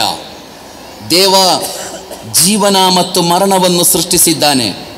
ಯಾಕೆಂದರೆ ಲಿಯಬ್ಲುವಕುಂ ಅಯ್ಯುಕುಂ ಅಹ್ಸನು ಅಮಲ, ನಿಮ್ಮಲ್ಲಿ ಯಾರು ಒಳ್ಳೆಯ ಕರ್ಮಗಳನ್ನು ಎಸಗುತ್ತಾರೆ ಎಂಬುದನ್ನು ಪರೀಕ್ಷಿಸುವುದಕ್ಕಾಗಿ ದೇವ ಜೀವನ ಮತ್ತು ಮರಣವನ್ನು ನಿಶ್ಚಯಿಸಿದ್ದಾನೆ. ಇನ್ನಾ ಖಲಕನಲ್ ಇನ್ಸಾನ ಮಿನ್ ನುತ್ಫತಿನ್ ಅಮ್ಶಾಜಿನ್ ನಬ್ತಲೀಹಿ ಫಜಅಲ್ನಾಹು ಸಮೀಯಂ ಬಸೀರಾ. ದೇವ ನಿಮಗೆ ಆಲಿಸುವ, ನೋಡುವ ಸಾಮರ್ಥ್ಯವನ್ನು ಕೊಟ್ಟಿದ್ದಾನೆ. ಯಾಕೆಂದರೆ ನಬ್ತಲೀಹಿ, ನಿಮ್ಮನ್ನು ನಾವು ಪರೀಕ್ಷಿಸ್ತಾ ಇದ್ದೇವೆ. ಹೀಗೆ ಬದುಕು ಒಂದು ಪರೀಕ್ಷೆ ಎಂದು ತಿಳಿದು ಬದುಕಿನ ಪ್ರತಿಯೊಂದು ಘಟನೆಗಳ ಬಗ್ಗೆ, ಬದುಕಿನಲ್ಲಿ ಪ್ರತಿಯೊಂದು ನಿಮಿಷಗಳ ಬಗ್ಗೆ ದೇವನ ಬಳಿ ವರದಿಯನ್ನು ಕೊಡಲೇಬೇಕಾಗಿದೆ ಎಂಬ ಮೋಟಿವೇಶನ್ ನಿಮಗೆ ಇರುವುದಾದರೆ ನಿಮಗೆ ಈ ಜಗತ್ತಿನಲ್ಲಿ ಧಾರಾಳ ಒಳ್ಳೆಯ ಕೆಲಸಗಳನ್ನು ಮಾಡಲಿಕ್ಕೆ ಸಾಧ್ಯ. ಮೂರನೆಯದಾಗಿ, ನಿಮಗೆ ಕನಸು ಕಾಣಲಿಕ್ಕೆ ಏನಾದರೂ ಇರಬೇಕಲ್ಲ, ಆಸೆ ಪಡಲಿಕ್ಕೆ ಏನಾದರೂ ಇರಬೇಕು. ಬದುಕಿನಲ್ಲಿ ಸಂತೋಷ ಇರಬೇಕಾದರೆ ಆಸೆ ಪಡಲಿಕ್ಕೆ ನನಗೆ ಅದು ಸಿಗಬೇಕು. ಕುರ್ಆನ್ ಹೇಳಿತ್ತು, ನಿಮಗೆ ಸ್ವರ್ಗ ಇದೆ ಅಂತ ಹೇಳಿತು. ನಿಮಗೆ ಸ್ವರ್ಗ ಇದೆ. ಆ ಸ್ವರ್ಗ ಭೂಮಿ ಆಕಾಶಗಳಷ್ಟು ವಿಶಾಲವಾದದ್ದು. ನಿಮ್ಮ ಕಲ್ಪನೆಗೂ ಊಹಿಸಲಿಕ್ಕೆ ಸಾಧ್ಯ ಆಗದಂತಹ ದೇವನ ಮೋಕ್ಷ, ದೇವನ ಸಂಪ್ರೀತಿ, ದೇವನ ಸ್ವರ್ಗ. ನೀವು ಒಳ್ಳೆಯವರಾದರೆ, ನೀವು ಸಜ್ಜನರಾಗಿ ಬದುಕಿದರೆ ನಿಮಗೆ ದೇವ ಇಟ್ಟಿರುವ ಸೌಭಾಗ್ಯ ಅವನ ಸ್ವರ್ಗವಾಗಿದೆ, ಪ್ಯಾರಡೈಸ್. ಆದ್ದರಿಂದ ನಿಮಗೆ ಕನಸು ಕಾಣಲಿಕ್ಕೆ, ನಿಮಗೆ ಆಸೆ ಪಡಲಿಕ್ಕೆ ಸ್ವರ್ಗ ಇದೆ ಎಂದು ಕುರ್ಆನ್ ಕಲಿಸಿಕೊಟ್ಟಿದೆ. ಹೀಗೆ ಯಶಸ್ವಿ ಬದುಕಿಗೆ ಬೇಕಾದ ಎಲ್ಲ ಸೂತ್ರಗಳನ್ನು ಕುರ್ಆನ್ ಹೇಳಿಕೊಡುತ್ತದೆ.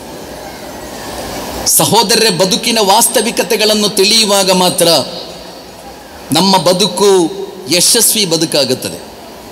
ಇಶ್ ಮಾ ಶಿಇತ, ಪ್ರವಾದಿ ಮುಹಮ್ಮದ್ ಸಲ್ಲಲ್ಲಾಹು ಅಲೈಹಿ ವಸಲ್ಲಂ ಹೇಳಿದರು, ನೀವು ಬಹಳ ಒಳ್ಳೆಯ ರೀತಿಯಲ್ಲಿ ಬದುಕಬೇಕು. ಯಾಕೆಂದರೆ ನೀವು ಈ ಜಗತ್ತಿನಲ್ಲಿ ಪರ್ಮನೆಂಟ್ ಅಲ್ಲ. ವ ಅಹ್ಬಿಬು ಮನ್ ಶಿಇತ, ನೀವು ಜನರನ್ನು ಬಹಳ ಪ್ರೀತಿಸಬೇಕು. ಯಾಕೆಂದರೆ ಒಂದು ನೀವು ಅವರನ್ನು ಬಿಟ್ಟು ಹೋಗ್ತೀರಿ ಅಥವಾ ಅವರು ನಿನ್ನನ್ನು ಬಿಟ್ಟು ಹೋಗ್ತಾರೆ. ಯಾರು ಪರ್ಮನೆಂಟ್ ಅಲ್ಲಲ್ಲ. ಒಂದೋ ನಾನು ಹೋಗ್ತೇನೆ ಅಥವಾ ನೀವು ಹೋಗ್ತೀರಿ. ಆದ್ದರಿಂದ ಜನರನ್ನು ಬಹಳ ಹೆಚ್ಚು ಪ್ರೀತಿಸಿ, ಪ್ರವಾದಿ ಮುಹಮ್ಮದ್ ಸಲ್ಲಲ್ಲಾಹು ಅಲೈಹಿ ವಸಲ್ಲಂ ಹೇಳಿದರು. ಬದುಕಿನ ವಾಸ್ತವಿಕತೆ ಏನು ಅಂತ ಕೇಳಿದರೆ, ನಮ್ಮ ಬದುಕಿನ ಅತ್ಯಂತ ದೊಡ್ಡ ಸತ್ಯ ಯಾವುದು? ನಾವೆಲ್ಲ ಮರಣದ ಕಡೆಗೆ ಧಾವಿಸ್ತಾ ಇದ್ದೇವೆ ಎಂಬುದು. ನಾವೆಲ್ಲ ಬದುಕನ್ನು ಮುಗಿಸಿ ಮರಣದ ಕಡೆಗೆ ಸಾಗುತ್ತಾ ಇದ್ದೇವೆ. ಈ ವೇದಿಕೆಯಲ್ಲಿ ಈಗ ಕುಳಿತು ಸುಮಾರು 1.5 ಗಂಟೆ ಆಯಿತು. ಈ 1.5 ಗಂಟೆ ನಾವೇನಾಗಿದ್ದೇವೆ ಅಂದರೆ ಬದುಕನ್ನು ಮುಗಿಸಿ ಮರಣದತ್ತ ಹೋಗಿದ್ದೇವೆ. ನಾವೆಲ್ಲ ನಮ್ಮ ಬದುಕನ್ನು ಮುಗಿಸ್ತಾ ಇದ್ದೇವೆ, ಮರಣದ ಕಡೆಗೆ ನಾವೆಲ್ಲ ಧಾವಿಸ್ತಾ ಇದ್ದೇವೆ. ಸಹೋದರರೇ, ಜಗತ್ತು ಬಹಳ ಮುಂದುವರೆದಿದೆ. ಧಾರಾಳ ಸವಲತ್ತುಗಳಿವೆ, ಧಾರಾಳ ಸಂಪತ್ತಿದೆ, ಅತ್ಯಾಧುನಿಕ ಟೆಕ್ನಾಲಜಿ ಇದೆ. ಆರ್ಟಿಫಿಷಿಯಲ್ ಇಂಟೆಲಿಜೆನ್ಸಿ ನಿಮ್ಮ ಅಸ್ತಿತ್ವವೇ ಅಲುಗಾಡುತ್ತಾ ಇದೆ. ಆರ್ಟಿಫಿಷಿಯಲ್ ಇಂಟೆಲಿಜೆನ್ಸಿ ಅಂದರೆ ನಿಮ್ಮ ಅಗತ್ಯವೇ ಇಲ್ಲ. ಇನ್ನು ಎಲ್ಲವನ್ನೂ ರೋಬೋಟ್ಗಳು ಮಾಡುತ್ತದೆ, ಎಲ್ಲವೂ ಸೆನ್ಸರ್. ICICI ಬ್ಯಾಂಕಿನವರು ಬಾಂಬೆಯಲ್ಲಿ ಒಂದು ಬ್ರಾಂಚ್ ಆರಂಭಿಸ್ತಾ ಇದ್ದಾರೆ 2025ಯಲ್ಲಿ. ಬಹಳ ದೊಡ್ಡ ಬ್ಯಾಂಕ್ ಅದು. ಆ ಬ್ಯಾಂಕಿನ ವಿಶೇಷತೆ ಏನೆಂದರೆ, ಆ ಬ್ಯಾಂಕಿನಲ್ಲಿ ಒಬ್ಬ ಕೆಲಸಕ್ಕೆ ಮನುಷ್ಯ ಇಲ್ಲ, ಅದೆಲ್ಲವೂ ರೋಬೋಟ್ಗಳು ಮಾಡುವುದು. ಚೆಕ್ಕು, ಕ್ಯಾಶು, ಡೆಪಾಸಿಟು, ವಿಡ್ರಾವಲ್ ಎಲ್ಲ ರೋಬೋಟ್ಗಳು. ಮನುಷ್ಯ ಅಲ್ಲಿ ಮ್ಯಾನೇಜರು, ಕ್ಯಾಶಿಯರ್ ಅಂತ ಯಾರೂ ಇಲ್ಲ, ಎಲ್ಲೋ ರೋಬೋಟ್ ಅಂತ ಒಂದು ಬ್ಯಾಂಕಿನ ಪ್ರಾಜೆಕ್ಟ್ ಮಾಡ್ತಾ ಇದ್ದಾರೆ ICICI ಬ್ಯಾಂಕಿನವರು ಬೊಂಬೆಯಲ್ಲಿ. ನಮ್ಮ ಅಬುದಾಬಿಯಲ್ಲಿ ಲೂಲು ಸೆಂಟರ್ ಅಂತ ನಿಮಗೆ ಗೊತ್ತಿರೋದು, ಲೂಲು ಸೂಪರ್ ಮಾರ್ಕೆಟ್, ಬಹಳ ದೊಡ್ಡ ಸೂಪರ್ ಮಾರ್ಕೆಟ್. ಅಬುದಾಬಿಯಲ್ಲಿ ಅವರೊಂದು ಪ್ರಾಜೆಕ್ಟ್ ಇದೆ. ಆ ಪ್ರಾಜೆಕ್ಟ್ ಏನೆಂದರೆ, ಒಂದು ದೊಡ್ಡ ಸೂಪರ್ ಮಾರ್ಕೆಟ್ ಅವರು ಆರಂಭಿಸ್ತಾರೆ. ಆ ಸೂಪರ್ ಮಾರ್ಕೆಟಿನಲ್ಲಿ ಮನುಷ್ಯರೂ ಇಲ್ಲ, ರೋಬೋಟ್ಗಳು ಇಲ್ಲ, ಎಲ್ಲವೂ ಸೆನ್ಸರ್. ಅಲ್ಲಿ ಕ್ಯಾಶ್ ಕೊಡುವುದು, ಸಾಮಾನು ಕೊಡುವುದು, ಯಾವುದಕ್ಕೂ ಮನುಷ್ಯರೂ ಇಲ್ಲ, ರೋಬೋಟ್ಗಳು ಇಲ್ಲ, ಕೇವಲ ಸೆನ್ಸರ್ನಿಂದ ಮಾತ್ರ ನಡೆಯುವ ಒಂದು ಸೂಪರ್ ಮಾರ್ಕೆಟಿನ ಪ್ರಾಜೆಕ್ಟ್ ಆಗ್ತಾ ಇದೆ ಅಬುದಾಬಿಯಲ್ಲಿ. ಆರ್ಟಿಫಿಷಿಯಲ್ ಇಂಟೆಲಿಜೆನ್ಸಿ ಬಹಳ ವ್ಯಾಪಕವಾಗಿ ಬೆಳೆದಿರುವ ಒಂದು ಕಾಲ. ಇದೆಲ್ಲವೂ ಇರುವಾಗಲೂ ನಿಮ್ಮ ಮರಣವನ್ನು ತಡೆಯುವ, ನಿಮ್ಮ ಮರಣವನ್ನು ಮುಂದೂಡುವ ಯಾವ ಟೆಕ್ನಾಲಜಿಯು ಜಗತ್ತಿನಲ್ಲಿ ಮನುಷ್ಯನ ಬಳಿ ಇಲ್ಲ ಎಂಬುದು ಸಹೋದರ ಸಹೋದರಿಯರೇ ಬಹಳ ದೊಡ್ಡ ಸತ್ಯವಾಗಿದೆ. ಆದ್ದರಿಂದ ಬದುಕಿನ ವಾಸ್ತವಿಕತೆ ಏನು ಅಂತ ಕೇಳಿದರೆ, ಕುಲ್ ಇನ್ನಲ್ ಮೌತಲ್ಲದೀ ತಫಿರ್ರೂನ ಮಿನ್ಹು ಫಇನ್ನಹು ಮುಲಾಕೀಕುಂ ಸುಮ್ಮ ತುರದ್ದೂನ ಇಲಾ ಆಲಿಮಿಲ್ ಗೈಬಿ ವಶ್ಶಹಾದಾ ಫಯುನಬ್ಬಿಉಕುಂ ಬಿಮಾ ಕುಂತುಂ ತಅಮಲೂನ್. ಮರಣವನ್ನು ನೀವು ಯಾರು ಕೂಡ ಇಷ್ಟಪಡುವುದಿಲ್ಲ, ಮರಣವನ್ನು ನಾವು ಯಾರು ಕೂಡ ಸಹಿಸುವುದಿಲ್ಲ. ಮರಣವನ್ನು ತಪ್ಪಿಸಲು, ಮರಣವನ್ನು ಮುಂದೂಡಲು, ಮರಣದಿಂದ ಪಾರಾಗಲು ನಿಮಗೇನೆಲ್ಲ ಮಾಡಲಿಕ್ಕೆ ಸಾಧ್ಯವೋ ಅದೆಲ್ಲವನ್ನು ನೀವು ಮಾಡುತ್ತೀರಾ. ಆದರೆ ಫಇನ್ನಹು ಮುಲಾಕೀಕುಂ, ಖಂಡಿತ ಮರಣ ನಿಮ್ಮ ಬಳಿ ಬಂದೇ ಬರುತ್ತದೆ, ಮರಣ ನಿಮ್ಮನ್ನು ಹಿಡಿದೇ ತೀರುತ್ತದೆ. ಮರಣದಿಂದ ಪಾರಾಗಲು ನಿಮಗೆ ಸಾಧ್ಯ ಇಲ್ಲ ಮನುಷ್ಯರೇ, ದೇವ ಹೇಳುವುದು. ಹಾಗೆ ನಿಮ್ಮ ಮರಣದೊಂದಿಗೆ ಬದುಕು ಮುಗಿಯುವುದಿಲ್ಲ. ಸುಮ್ಮ ತುರದ್ದೂನ ಇಲಾ ಆಲಿಮಿಲ್ ಗೈಬಿ ವಶ್ಶಹಾದಾ, ನಿಮ್ಮ ದೇವನ ಬಳಿ ನಿಮ್ಮ ಬದುಕಿನ ವಿಚಾರಣೆಗಾಗಿ ನೀವು ದೇವನ ನ್ಯಾಯಾಲಯದಲ್ಲಿ ಒಟ್ಟು ಸೇರಲೇಬೇಕಾಗಿದೆ. ಎಲ್ಲ ರಹಸ್ಯಗಳನ್ನು ಬಲ್ಲವ.